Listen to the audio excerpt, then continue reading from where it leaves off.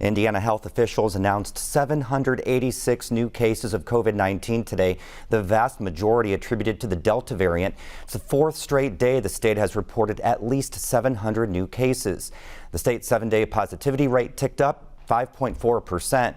It's been steadily increasing since a low of 1.9% on June 22nd. Well, as cases of the more contagious Delta variant continue to rise, health officials are going all in on vaccinating vulnerable populations. In some places, the results are better than others, and most of that can be attributed to demographics. Brock Turner brings us the second of his two-part story. For Franklin County residents, today is a dash of normal after more than 18 months. But for local health officials in one of Indiana's least vaccinated counties, returning to pre-pandemic normal isn't without concern. This is the first big gathering in our county since that, and everybody's anxious to get out and have fun. And with the variants that are coming with COVID, it's very worrisome. That's why the Franklin County Health Department partnered with the state's Department of Health to host a COVID-19 vaccine clinic at the county fair. I actually had the flu worse than I had the coronavirus. This pop-up clinic, which spanned multiple days, vaccinated 33 people, a success local health officials say as demand has dried up. Each shot provides more protection for a county that has struggled to reach residents. One of them was Eva Grimm. I'm pretty young, I'm very healthy, but like I said, I do know people that are at higher risk, including my roommate from college. So it was more about doing that so I don't put them at risk than for me. Because even if I did get it and I was okay, not too sick, nothing terrible happened, but it was more so for the other people. Grimm says she's waited to be vaccinated because she caught COVID-19 just before she was eligible. Health officials hope more lower-risk residents will adopt the same logic, but they note in higher-risk populations, the stakes are even greater.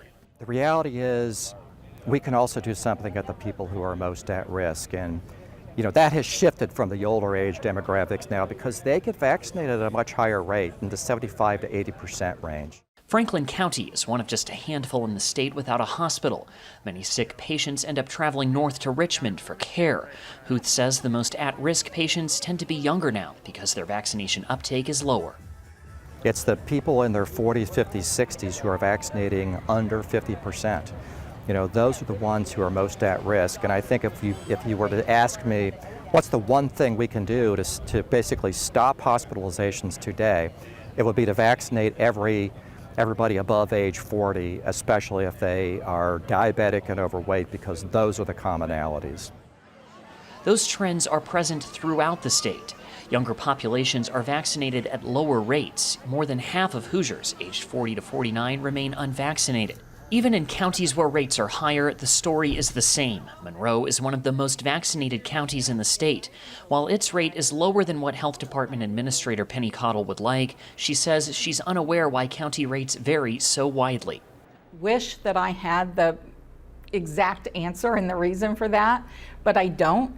I think that some of it is each community is different, and I don't know if that has to do with education or where people just fall in terms of regular vaccinations. Monroe County is among the highest of vaccinated people when we look at other vaccinations. All experts believe the problems aren't rooted in an individual county's public health response, rather the population's trust. I do think misinformation and mistrust, right? And whether it's mistrust of government, whether it's mistrust of media or the CDC or whatever report it might be, I think that there is mistrust. There's also just a lack of information, full information. And Huth agrees. The problem is a generalized mistrust, a crisis of trust in our scientific enterprises, our government and policy-making enterprises, because they haven't always been perfect. While the number of vaccines administered in future clinics will likely pale in comparison to earlier ones, health officials agree every shot is a step in the right direction. For Indiana News Desk, I'm Brock Turner. Indiana University's new president has COVID despite being vaccinated. In an email, Pamela Witten says she's experiencing mild symptoms. On studies, the two-dose COVID-19 vaccines by Pfizer and Moderna were around 95% effective at preventing illness, while the one-shot Johnson & Johnson was 72% effective, though direct comparisons are difficult. Vaccine experts say most people who get breakthrough infections experience mild illness or don't get sick at all.